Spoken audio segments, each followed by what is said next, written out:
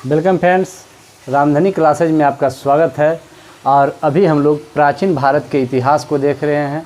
इसमें पिछले क्लास में हमने ऋग्वेद को देखे थे और आज के क्लास में हम लोग यजुर्वेद को पहले देखेंगे।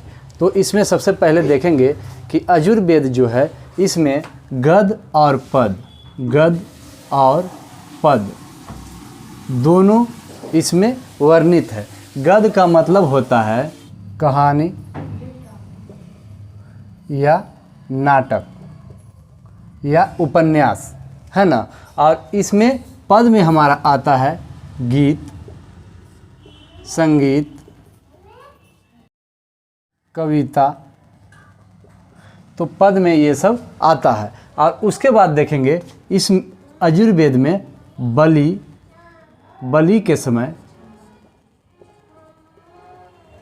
बलि के समय मंत्रों का उल्लेख मिलता है। बलि के समय मंत्रों का उल्लेख मिलता है। और उसके बाद इसमें देखेंगे उपवेद। इसका जो उपवेद है धनुर्वेद है। धनुर्वेद इसका उपवेद कौन है? धनुर्वेद। और उसके बाद देखेंगे इसका शतपथ ब्राह्मण ग्रंथ जो है इसमें कृषि और सिंचाई का वर्णन है। कृषि और सिंचाई का वर्णन है। और इसमें इम्पोर्टेंट पॉइंट को देखेंगे। इसमें कर्मकांड, अनुष्ठानों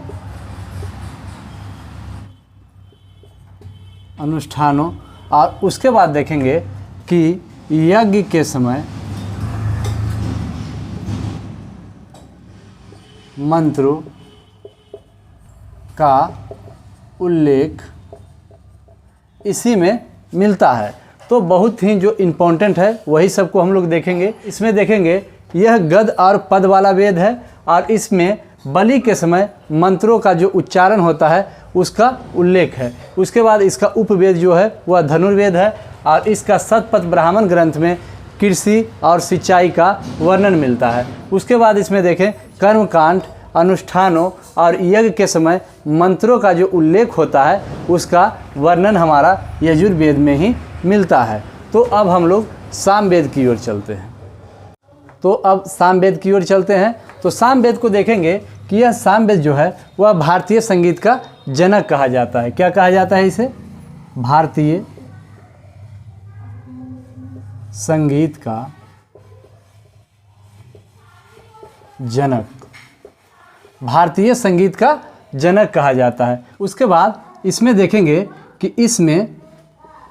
इसमें कोई ऐतिहासिक वर्णन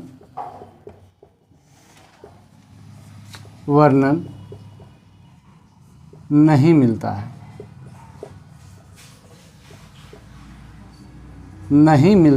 है। और उसके बाद देखेंगे इसका जो उपवेद है, उपवेद जो है वह है गंधर्व वेद। और उसके बाद देखेंगे इसका ब्राह्मण ग्रंथ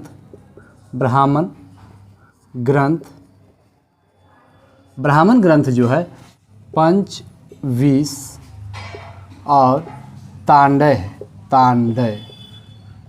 पंचविंश और तांडय इसका ब्राह्मण ग्रंथ है। इससे हम लोग को पढ़ने में आसानी होता है। और उसके बाद अब हम लोग देखेंगे कि पाठकर्ता को उदात्री। और उसके बाद देखेंगे इसमें जो मंत्र होते हैं, मंत्र की संख्या 1849 है। और उसके बाद देखेंगे कि सूक्त के संख्या 1810 है। और उसके बाद इसमें हम लोग देखें कि भारतीय संगीत का जनक सामवेद को कहा जाता है। और इसमें कोई ऐतिहासिक प्रमाण नहीं मिलता है। उसके बाद देखें कि इसका जो उपवेद है वह गंधर्व वेद है और इसका जो ब्राह्मण ग्रंथ है वह क्या है, पंचविंश और तांडय। और उसके बाद देखें कि इसके जो पाठ करता है उसको उधात्री बोलते हैं, और इसमें जो मंत्रों की संख्या है वह 1849 है, और इसकी जो सूक्त की संख्या है वह 1810 है। तो अब हम लोग अथर्ववेद की ओर चलते हैं। तो अथर्ववेद को हम लोग जानते हैं कि यह सबसे अंतिम वेद है और यह चौथा वेद है। तो यहाँ पे इम्पोर्टेंट पॉइंट को लिख देंगे, सबसे अंतिम वेद, सबसे अंतिम वेद। सबसे अंतिम में इसी वेद की रचना किया गया था। यह चौथा वेद है, चौथा वेद। उसके बाद इसमें हम लोग देखेंगे कि इसकी जो रचना की है, रचना वह कौन किया? अथर्वा ऋषि, अथर्वा ऋषि के द्वारा इनकी रचना किया गया था। और उसके बाद देखेंगे इसमें जो मंत्र है, मंत्र की संख्या 731 है। और इसके बाद इसमें देखेंगे कि पद की संख्या कितना है?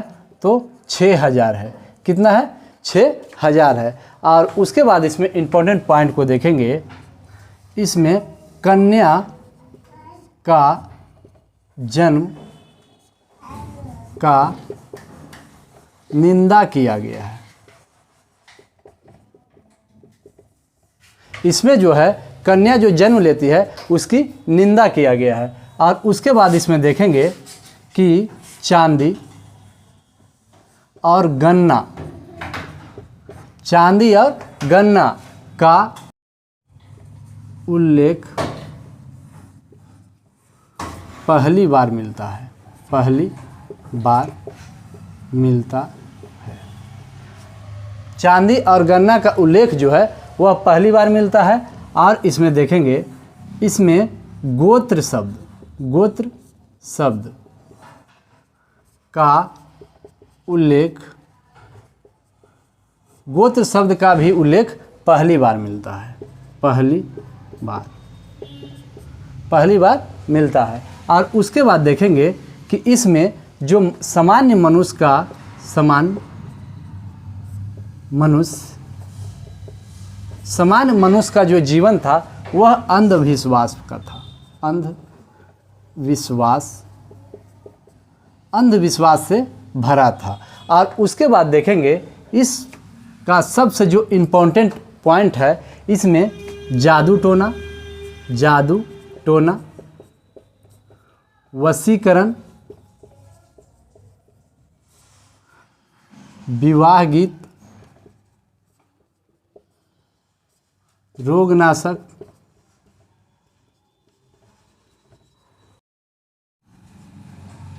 औषधि। और उसके बाद इसमें देखेंगे कि कृषि,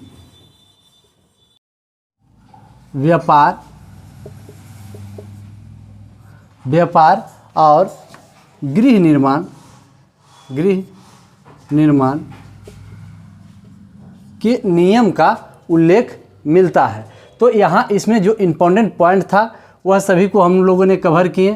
तो इसमें हम लोग देखें कि यह जो अथर्ववेद है वह सबसे अंतिम में लिखा गया है और यह चौथा वेद है। और उसके बाद देखें इसकी रचना जो है अथर्वा ऋषि के द्वारा किया गया, और इसमें जो है मंत्र की संख्या 731 है। और उसके बाद इसमें पद की संख्या जो है वह 6000 है। और इसमें जो इस वेद में कन्या के जो जन्म होता है उसकी निंदा किया गया है। और उसके बाद देखें कि इसमें चांदी, गन्ना और गोत्र शब्द का पहली बार उल्लेख मिलता है। और उसके बाद देखें मनुष्य के जीवन इस समय अंधविश्वास से भरा था। और उसके बाद देखें यह जो वेद है इसमें जादू टोना, वशीकरण, विवाह गीत, रोगनाशक, औषधि और उसके बाद कृषि, व्यापार, गृह निर्माण आदि का जो स्टार्ट करने का जो नियम है इसी में मंत्र का वर्णन किया गया है। तो इसमें जो इम्पोर्टेंट पॉइंट थे उसको हम लोग कवर किए। अब हम लोग आगे की ओर चलेंगे। एक चीज़ और इसमें जान जाएंगे कि वेद त्रयी के नाम से 3 वेद को जाना जाता है। कौन कौन सा वेद? तो ऋग्वेद, सामवेद और यजुर्वेद। यह जो तीनों वेद है, यह तीनों को वेद त्रयी के नाम से भी जाना जाता है। तो आज के लिए इतना ही, अब अगले क्लास में।